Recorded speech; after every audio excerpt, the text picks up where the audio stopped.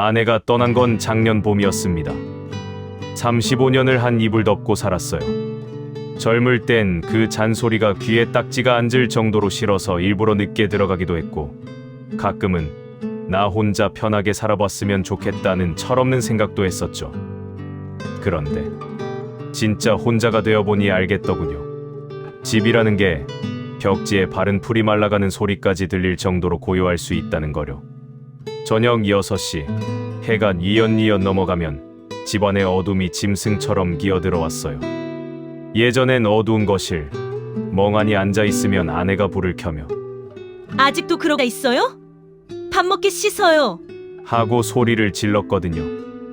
이제는 내가 내 손으로 스위치를 올려야 하는데 그 손가락 하나 까닥하는 게 천근만근입니다. 불을 켜봤자 나를 반겨줄 사람도 없는데 켜서 뭐 하나 싶기도 하고요. 그래서 그냥 어둠 속에 잠겨 있었습니다.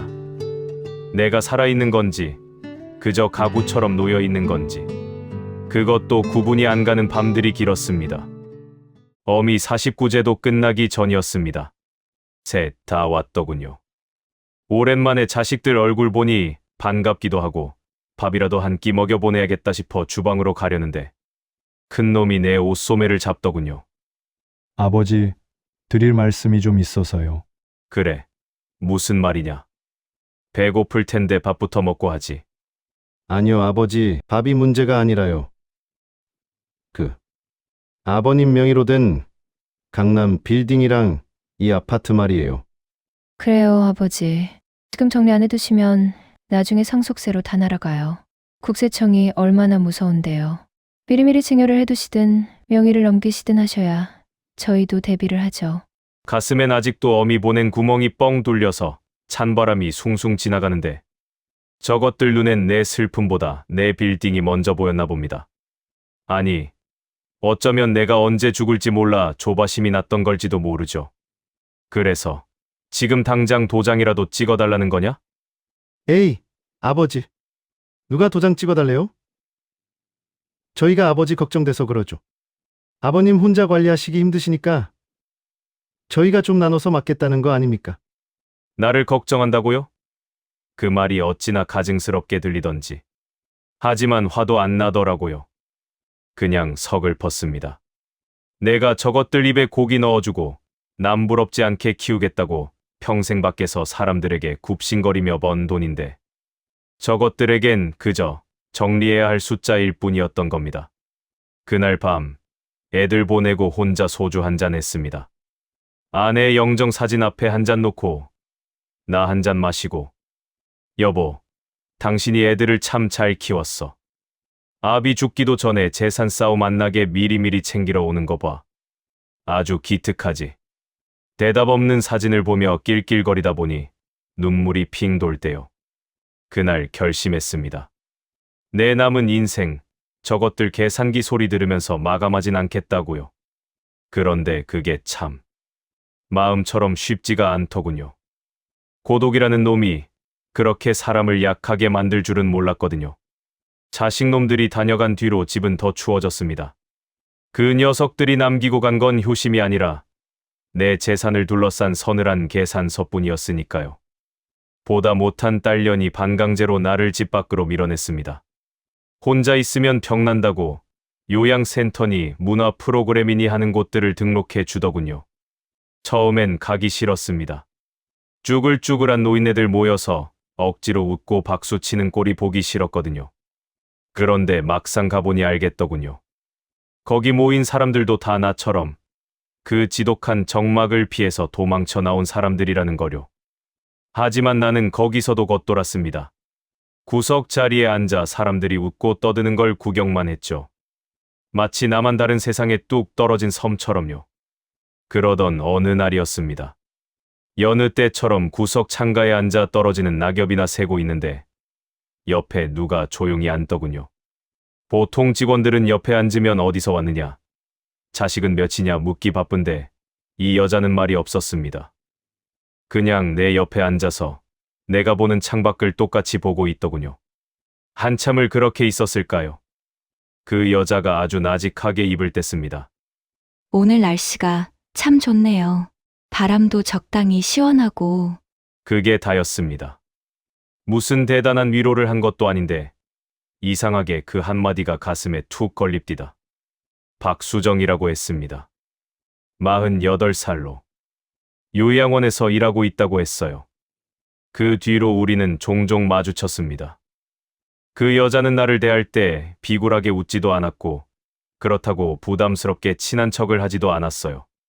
그냥 필요한 말만 조용히, 가끔은 내가 기침을 하면 아무 말 없이 따뜻한 차를 한 잔 따라주었습니다. 도라지 차예요.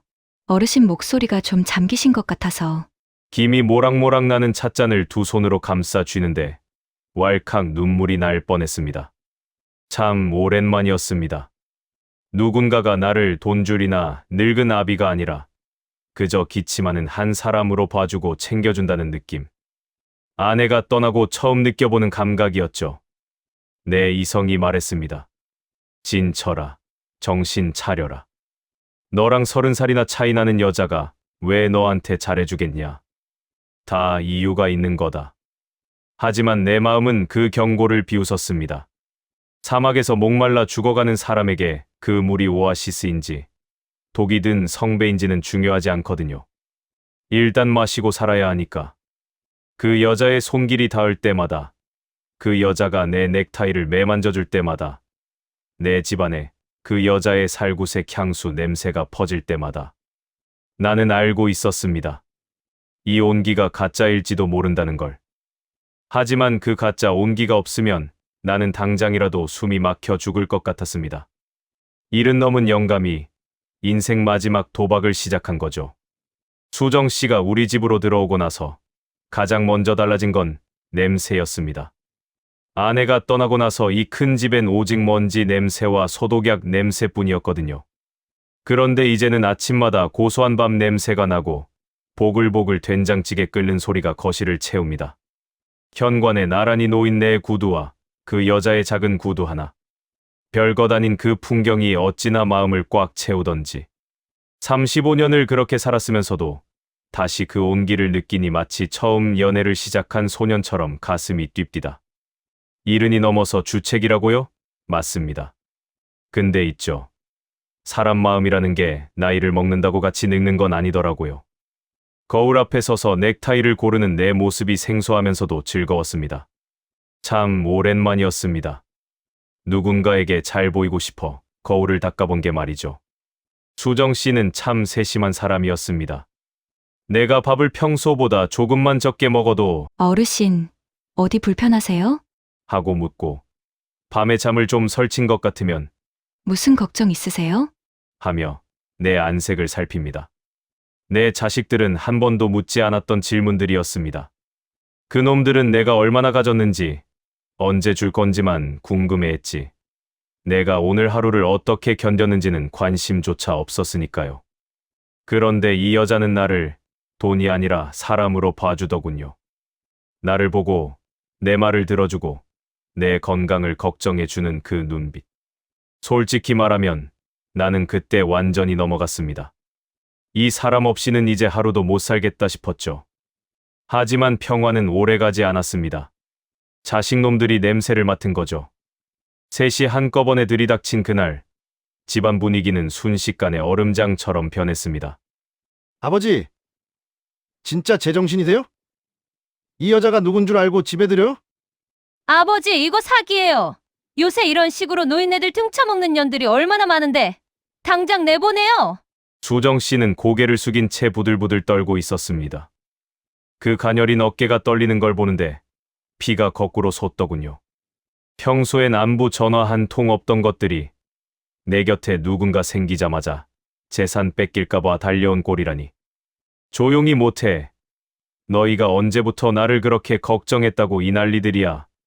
이 사람이 나한테 차 한 잔 줄 때 너희는 뭐 했어? 명예 이전 서류 들고 와서 도장 찍으라고 닥달했지. 어르신, 저 때문에 자녀분들이랑 사이 나빠지셔서 어떡해요. 저 그냥 나갈게요. 제가 있는 게 어르신께 해가 되는 것 같아요. 그 말을 듣는데 가슴이 찢어지는 것 같았습니다. 나를 위해 떠나겠다는 그 마음이 어찌나 예쁘고도 아프던지. 나는 그 손을 꽉 잡았습니다. 그리고 결심했죠. 내 자식들보다, 내 피부치들보다 이 사람이 훨씬 더 소중하다고. 아니, 아무 데도 가지 마. 내가 당신 지켜줄 거야. 아무도 당신 함부로 못하게 내가 만들 거야. 깊은 밤이었습니다. 거실 구석에 켜둔 스탠드 불빛 하나만이 우리 둘을 겨우 비추고 있었지요. 내 무릎을 베고 누운 수정 씨의 머리카락을 천천히 아주 조심스럽게 쓸어 넘겼습니다. 집안은 숨소리조차 들릴 만큼 고요했지만 그 정막이 예전처럼 차갑지는 않았습니다. 내 손끝에 닿는 그녀의 온기가 참 달콤했거든요. 그때였습니다. 내 무릎 위에 얼굴을 묻고 있던 수정 씨가 아주 작은 한숨을 내뱉더군요. 어르신, 저 요즘 밤에 잠이 안 와요. 눈만 감으면 자꾸 무서운 생각이 들어서요. 그녀의 목소리가 가늘게 떨리고 있었습니다.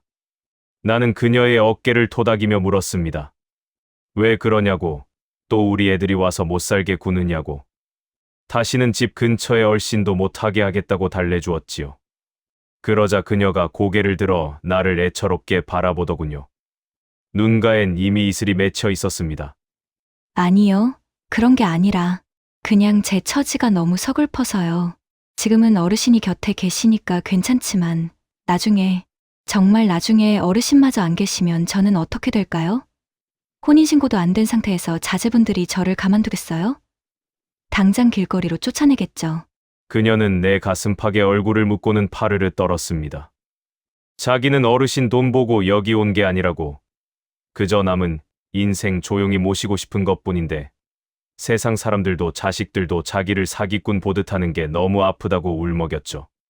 그러면서 차라리 지금이라도 자기가 떠나는 게 나를 위한 길일지도 모른다며 조용히 나가겠다고 하더군요. 나는 가슴이 덜컥 내려앉았습니다. 그녀의 어깨를 꽉 쥐고 간절하게 말했죠. 안 된다고. 수정 씨 없으면 난 다시 그 지옥 같은 어둠 속으로 돌아가야 한다고 말입니다. 내가 뭘 해주면 그 불안이 좀 가시겠느냐고. 내가 다 해주겠다고 그녀를 붙잡았습니다. 그러자 그녀가 한참을 망설이다가 내 눈을 똑바로 쳐다보더군요. 아주 낮은 목소리로 마치 비밀이라도 속삭이듯 그녀가 입을 뗐습니다. 그럼 어르신, 정말 저를 믿으신다면 그 강남 빌딩 명의만이라도 미리 제 앞으로 해주시면 안 될까요? 그래야 저도 당당하게 어르신 모실 수 있을 것 같아요. 물론 다 어르신 건데 서류상으로만 안 될까요? 순간 내 손길이 딱 멈췄습니다. 거실에 놓인 시계의 추소리가 유난히 크게 들리는 정적이 흘렀지요. 나는 잠시 그녀를 내려다보다가 세상에서 가장 부드러운 미소를 지으며 그녀의 손등에 입을 맞췄습니다. 그래. 수정 씨가 그렇게 불안해하는데 내가 그까짓 건물이 뭐라고 안 해주겠어. 당신 마음 편한 게 제일이지. 자식놈들 눈치 볼 거 없다. 내일 당장 서류 준비하마. 내 말이 끝나자마자 그녀는 나를 꽉 껴안으며 환하게 웃었습니다. 정말 감사하다고, 평생 나만 보고 살겠다며 아이처럼 좋아하더군요. 빌딩 명의를 넘겨주기로 했다는 소문이 자식들 귀에 들어가는 건 순식간이었습니다. 그날 이후로 애들은 번갈아 가며 집을 찾아와 거실을 아수라장으로 만들었지요. 하지만 진짜 폭풍은 그네가 혼자 나를 찾아왔던 그날 밤이었습니다. 수정 씨가 잠시 친정 식구들 만난다고 자리를 비운 날이었죠. 그네는 소파에 앉아 아무 말 없이 나를 빤히 쳐다보더니 품 안에서 두툼하고 눅눅한 노란 봉투 하나를 꺼내 테이블 위에 툭 던졌습니다. 아버지, 이거 보세요. 제가 탐정까지 고용해서 싹 다 알아봤습니다.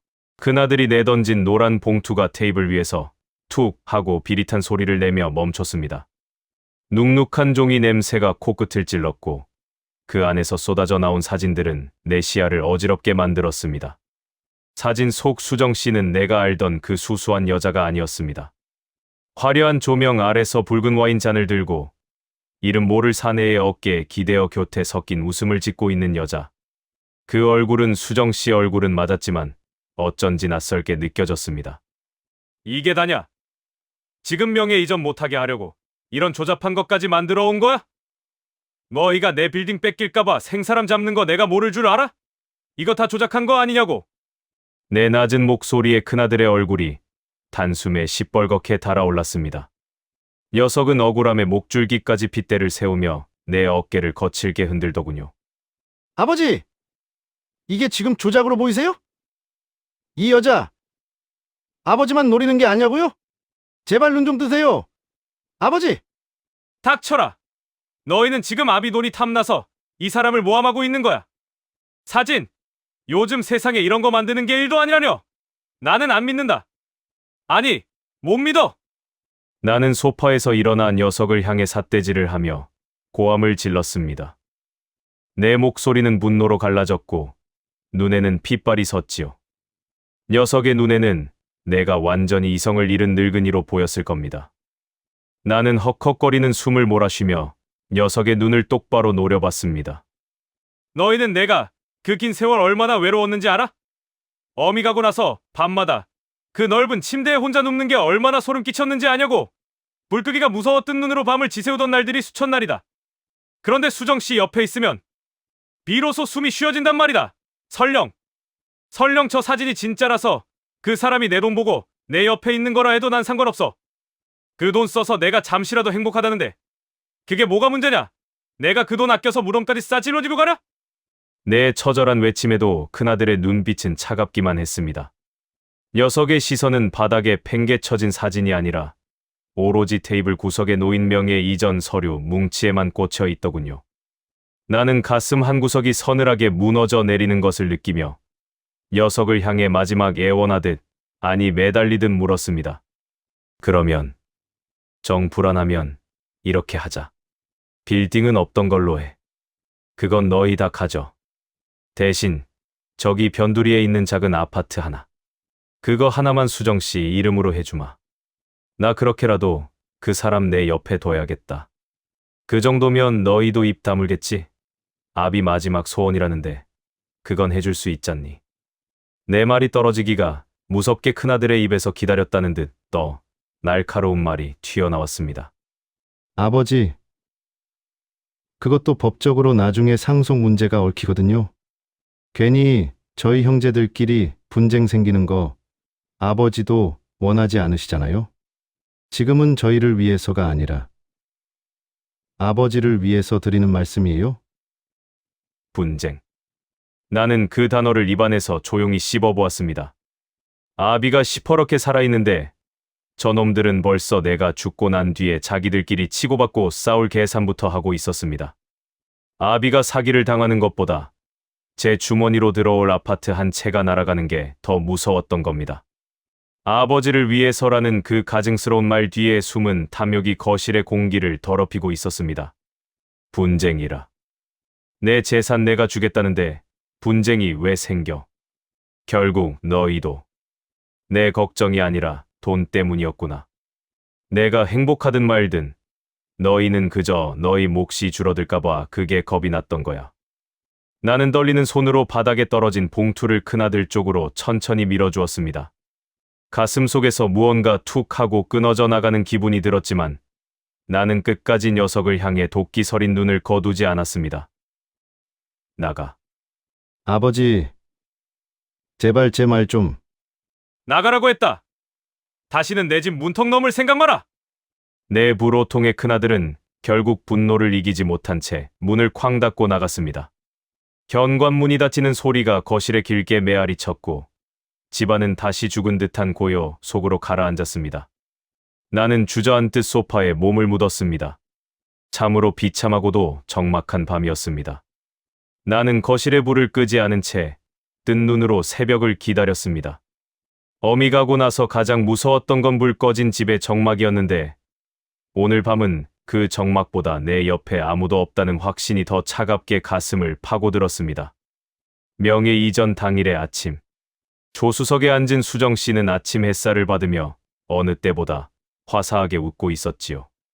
그녀의 가방 속에는 인감 도장과 서류들이 소중하게 들어 있었을 겁니다. 나는 묵묵히 핸들을 잡고 강남대로를 향해 차를 몰았습니다.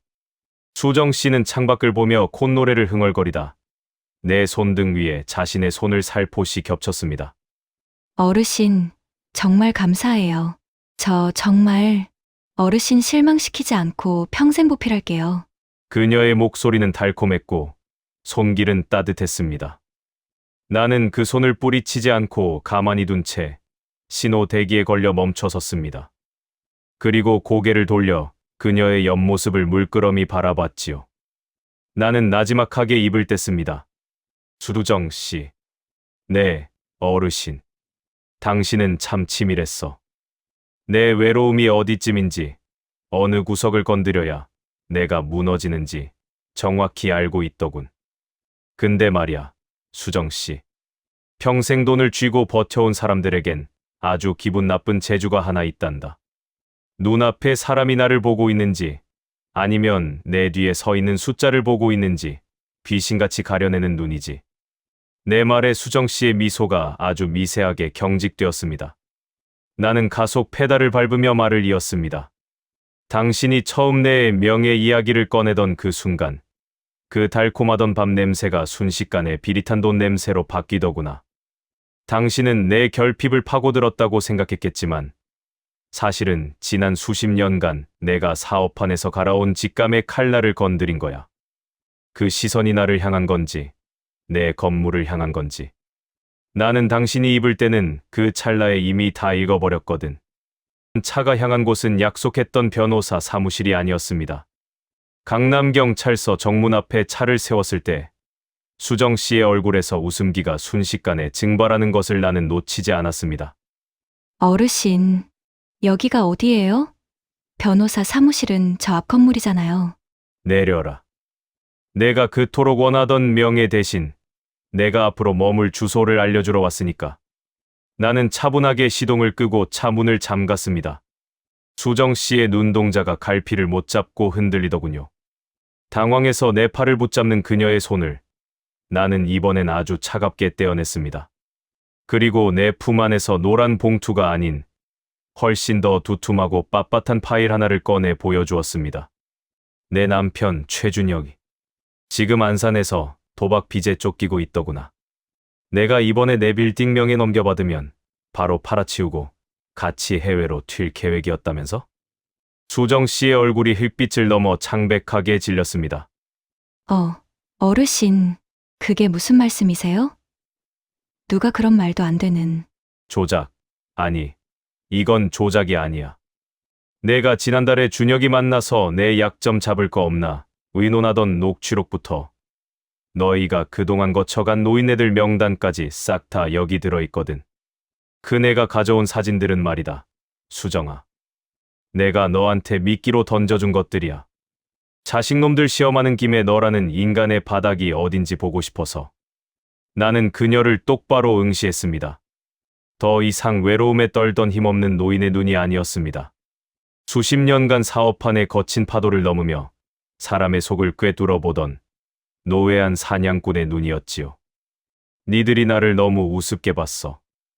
이 늙은이가 외로움에 미쳐서 밥 한 그릇, 말동무 한 명의 전 재산을 내줄 만큼 얼간이로 보였나 보지. 그래, 덕분에 확인은 잘했다. 내 핏줄이라는 놈들은 아비 안위보다 제 몫에 유산에 눈이 멀어 있고 내 곁을 지키던 여자는 내 숨통이 끊어지기만 기다리고 있었다는 걸. 수정 씨는 입을 벌린 채 아무 말도 하지 못했습니다. 그녀의 손이 바들바들 떨리며 차 문 손잡이를 더듬더군요. 나는 차가운 미소를 지으며 말을 이었습니다. 수정 씨, 덕분에 지난 몇 달간 따뜻하긴 했다. 가짜인 줄 알면서도 그 밤 냄새가 그리워 참아줬어. 근데 연극은 여기서 끝이다. 내 인생 마지막 연극의 관객으로 자식놈들이랑 너를 쓴 대가는 내가 저 안에서 톡톡히 치르게 될 거야. 경찰서 로비에서 형사들이 걸어 나오는 게 보였습니다. 나는 조용히 차 문 잠금을 해제했습니다. 수정 씨는 도망칠 기력조차 잃은 듯 시트에 몸을 파묻고 흐느끼기 시작하더군요. 나는 차창 밖으로 보이는 파란 하늘을 보며 생각했습니다. 이제야 비로소 숨이 쉬어진다고. 자식들의 탐욕도 여자의 기만도 모두 털어버린 이 정적이야말로 내가 평생 찾아 헤맨 진짜 평화였다는 것을요. 경찰서에 수정 씨를 넘기고 돌아온 집. 거실 소파에는 경수와 지영이가 마치 성벽을 지키는 파수꾼들처럼 앉아 있더군요. 내가 들어서자마자 녀석들은 기다렸다는 듯 환호에 가까운 탄성을 내뱉으며 일어섰습니다. 아버지, 정말 큰일 하셨어요. 그 여우 같은 년. 진작에 저희 말 들으셨어야죠. 경수는 승리자의 미소를 지으며 내 코트 자락을 받아냈고 지영이는 주방에서 따뜻한 차를 내오며 너스레를 떨었습니다. 그러니까요. 그동안 저희가 얼마나 가슴 졸였는지 아세요? 이제 다 해결됐으니까 건물 명의는 일단 저희가 관리할게요. 또 이상한 사기꾼 꼬이면 안 되잖아요. 나는 녀석들이 내온 차를 마시지 않고 테이블 위에 서류 한 뭉치를 나직하게 내려놓았습니다. 경수가 가져왔던 그 조잡한 노란 봉투와는 격이 다른 재단의 직인이 찍힌 빳빳한 확약서였지요. 이게 뭡니까? 사회복지재단 기부. 증서? 서류를 확인한 경수의 목소리가 꼴사납게 떨렸습니다. 나는 돋보기를 벗어 테이블 위에 놓으며 녀석의 눈을 빤히 바라봤습니다. 날짜를 봐라. 니들이 그 탐정 사진 들고 효자 노릇하기 사흘 전이다. 이미 그 여자 정체는 다 파악한 뒤였고 건물의 절반은 재단의 기탁 절차를 마친 상태였지. 니들이 가져온 그 결정적 증거라는 거. 사실 내가 탐정 쪽에 흘려준 정보란다. 내 자식들이 아비를 걱정하는지 아비의 주머니를 걱정하는지 직접 확인해보고 싶었거든. 거실엔 숨소리조차 들리지 않는 정적이 찾아왔습니다. 나는 식어가는 찻잔을 내려다보며 말을 이었습니다. 명예 이전 못하게 하려고 수 쓰는 거 내가 모를 줄 알았더냐? 아파트 한 채 준다니까 상속 분쟁부터 입에 올리던 그 눈빛들. 나는 평생 못 잊을 거다. 니들은 단 한 번도 나를 위해 울지 않았어. 오직 니들 몫이 깎여나갈까봐 그게 무서워 비명을 지른 거지. 애저녁에 다 알고 시작한 판이었다. 니들 본심까지 낱낱이 구경했으니 이 얼마나 완벽한 연극이냐? 지영이가 내 팔을 붙잡으며 아버지, 그건 오해예요? 라며 울먹였지만 나는 그 손을 서늘하게 떨쳐냈습니다. 일단 재산의 일부를 기부했다. 남은 건 글쎄다. 니들이 앞으로 내 옆에서 진짜 효도를 연기할지 아니면 또 유산 계산기나 두드리고 있을지 지켜보며 천천히 결정하마. 명심해라. 주도권은 이제 온전히 나한테 있다. 내 눈밖에 나는 순간 니들한테 돌아갈 국물은 단 한 방울도 없을 게다. 녀석들은 아무 말도 못한 채 고개를 떨구었습니다. 나는 녀석들을 거실에 둔 채 주방으로 향했습니다. 가짜 온기인 줄 알면서도 그 밤 냄새에 흔들렸던 건 사실이지만 이제는 압니다. 그 누구도 내 고독을 대신 치워줄 수 없다는 것을요. 나는 가스레인지를 켭니다. 파란 불꽃이 올라오고 물이 끓기 시작합니다. 오늘 저녁은 내가 직접 차린 따뜻한 밥 한 끼를 먹어야겠습니다. 비록 혼자 먹는 밥상이지만 이제는 더 이상 이 정막이 무섭지 않습니다. 내가 내 삶의 진짜 주인이 되었으니까요.